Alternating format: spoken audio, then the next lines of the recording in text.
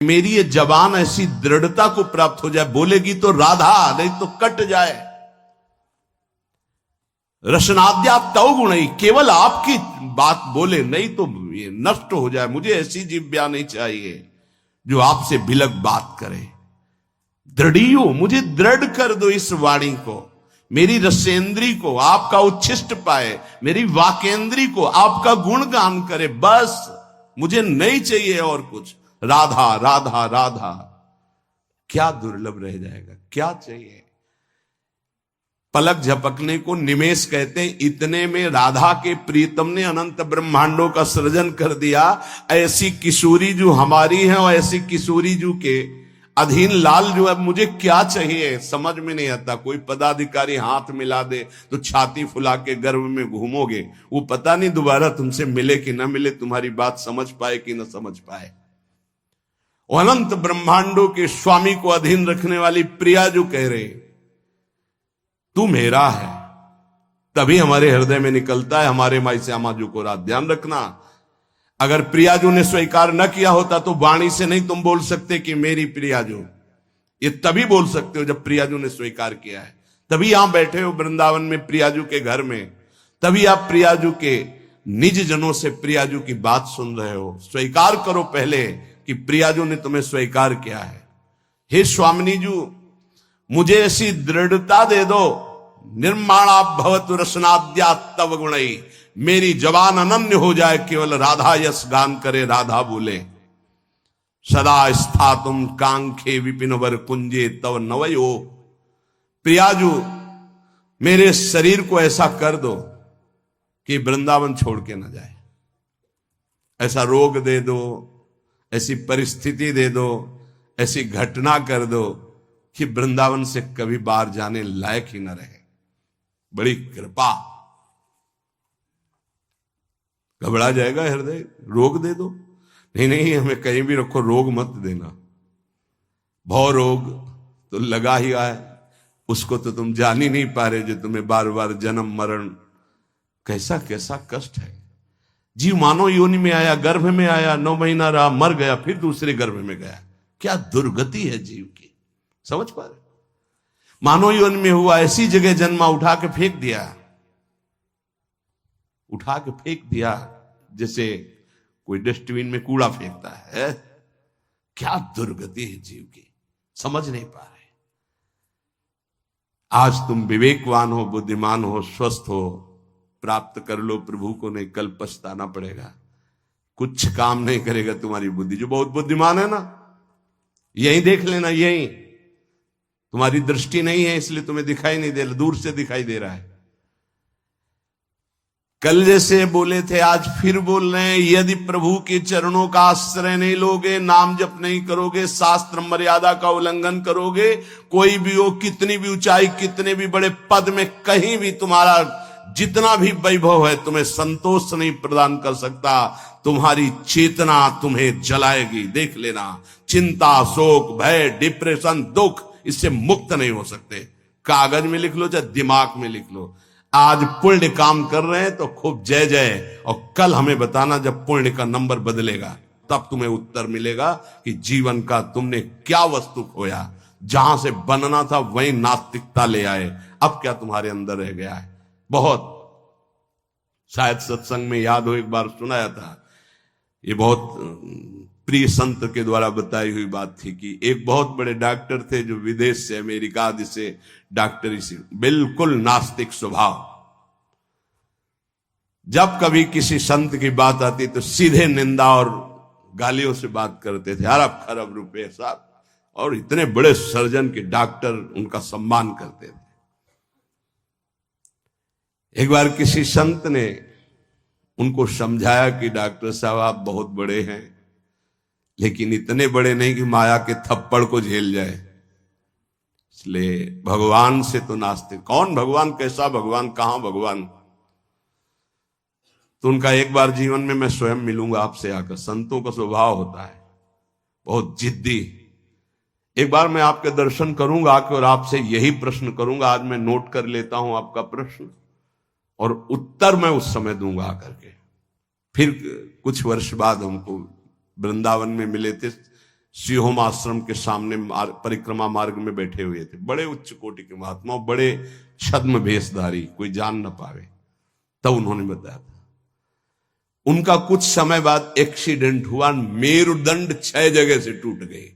मेरुदंड, अब हालत जानते हो मेरुदंड टूटने वाले की क्या होती है? जिंदा मरा हुआ आदमी, मरा हुआ तो ठीक है, लेकिन जिंदा मरा हुआ आदमी, जब उनको ये पता चली वो गए अस्पताल में, कहा डॉक्टर साहब पहचाना, रो पड़े, धीरे से बोले बचा लो। तो कहा अब तो गुंजाइश नहीं है, अब तो अकर्म लागू हो गया, अपना दंड देने में अब नहीं हो सकता। अब एक बात कहूं, अंतिम बना लो अगर तो नाम जपना। बोले बोल दो, कुछ भी नाम बोल दो, कुछ भी बता दो। अब मैं मान गया कि कोई ईश्वर है जिसके आगे किसी की नहीं, अब मैं किसी काम का नहीं रह गया, मेरी सब पढ़ाई लिखाई डॉक्टरी व्यर्थ हो गई, मेरा जीवन अब मृत्यु शैया पे पड़ा है। बोले अब बोलो राम, अब बोलो। हमें लगता है उन डॉक्टर के ऊपर बहुत कृपा पहले से ही हो गई थी, तो ये परिस्थिति आई और अंतिम बन गया। संत के द्वारा भगवान नाम उच्चारण करवाना और आर्त भाव से भगवान को पुकारना, कई ऐसे उदाहरण, इसीलिए हम चीख के कहते हैं कि कोई भी हो, कहीं भी हो, कुछ भी कर लो, जब तक भगवद आश्रय नहीं लोगे तब तक शांति तुम्हारे अंदर नहीं, विश्राम नहीं। ये चिंता, शोक, भय, मृत्यु तुम्हें दंड देके रहेगी, तुम्हें त्रास देके रहेगी। हम ये नहीं कहते कि भजन करने वालों को रोग नहीं आता, दुख नहीं आता, विपत्ति नहीं आती, लेकिन 100 ग्राम विपत्ति 1 किलो संपत्ति क्या करेगी? 100 ग्राम विपत्ति का दुख हो, 1 किलो संपत्ति का सुख क्या करेगा? कौन सी आनंद संपत्ति? ये तो दुख गणना में ही नहीं है उस सुख के आगे, लेकिन हम तुम्हें इशारे में बता रहे हैं। 100 ग्राम दुख और 900 ग्राम सुख उसके ऊपर लदा रहता है, वो कुछ नहीं कर पाता। भगवद आश्रित के हृदय को तुम नहीं जान पाओगे, तुम भी भगवद आश्रित हो जाओ। सदा स्थातुम कांखे विपिन वर कुंजे चनवयो, ऐसी कृपा कर दो श्री जी कि धाम से जाने योग्य न रह जाए, ऐसी कृपा करो। बड़ी कृपा होती है। जैसे कोई जंगली जानवर होता है ना, और उसको काबू में जब किया जाता है तो गांव में एक लंगड़ डाला जाता है। अब वो उतने ही कदम चल पाएगा जितने में उसको चारा मिले, बस।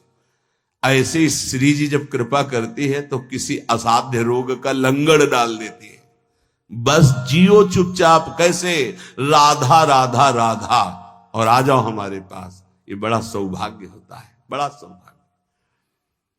अभी नौजवान एक परसों के आए थे, यहां कैंसर था। कह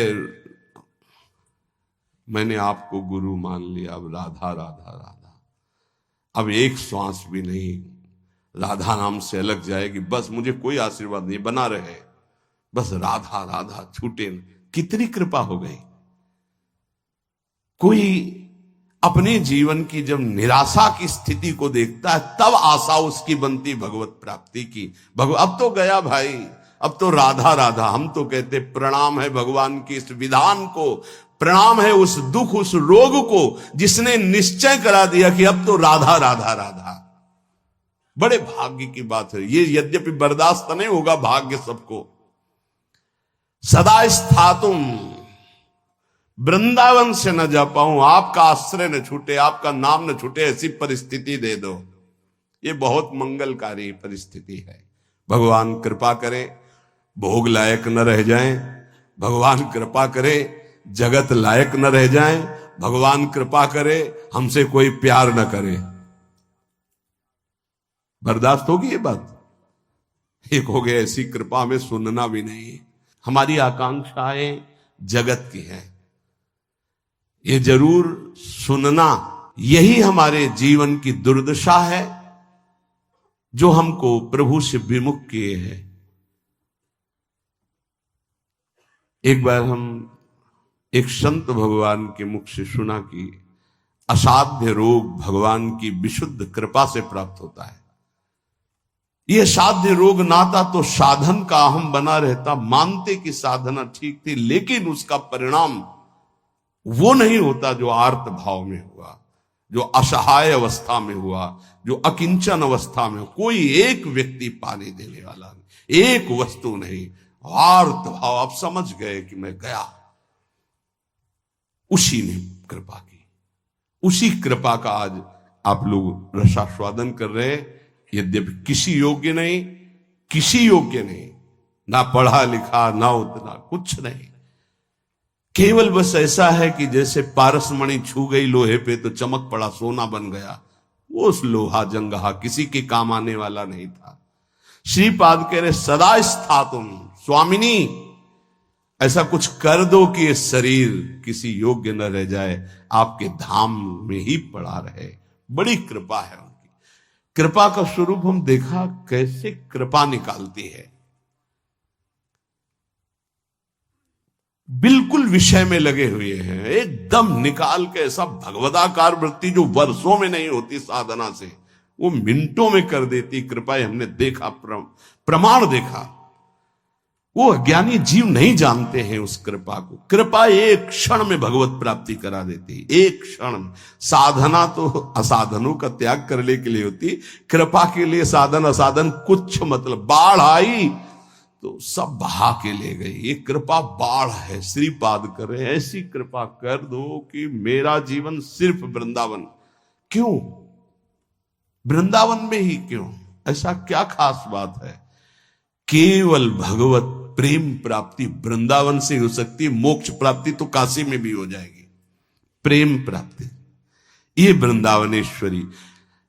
ये हम अपने छाती की बात कहते हैं। अगर तुम समझ पाओ, हमसे पूछो प्रमाण, तो हम इसीलिए छाती शब्द बोला है। यहां जब शरीर छूटता है तो वृंदा सखी, जैसे अभी इशारा हुआ था ना, इसमें निदेशात संप्राप्तो वर युवत युग्मम प्रिवहु। दो सखियों को आदेश किया, सब सखियों को बुला और पुष्पांजलि अर्पित करो। इशारा हुआ वृंदा सखी का, लताओं को इशारा हुआ, झंकृत। ऐसे ही यहां वृंदा सखी इशारा करती है। ये जीव हमारे तत्काल सहचर्या आती है। और जिसने जीवन भर राधा राधा पुकारा है, यहां शरीर छूटता है तो स्वयं श्री जी आती है। ये हम छाती की बात कह रहा हूं, स्वयं श्री जी आती है। क्योंकि कुछ बातें ऐसी होती है जिनकी सामर्थ्य नहीं जबान से कह सकूं, वो छाती में छुपी ही रहती है। इसलिए तुम्हें बात बता रहा हूं। यदि आप किसी योग्य ना होना और आपको लगे कि मुझे भगवत प्राप्ति करनी, तो धाम आके पड़े रहना, भगवत प्राप्ति पक्का। पड़े रहना धाम में। जब आपको लगे कि मेरी क्षमता खत्म हो चुकी है, अब मैं किसी काम का नहीं रहा, भगवत प्राप्ति का कोई संभावना भी नहीं मेरे अंदर, तो यहां पड़े रहना, भगवत प्राप्ति हो जाएगी। श्रीपाद करे सुखम पश्ये क्रीड़ाम। अगर आपने ये ऊपर वाला नियम ले लिया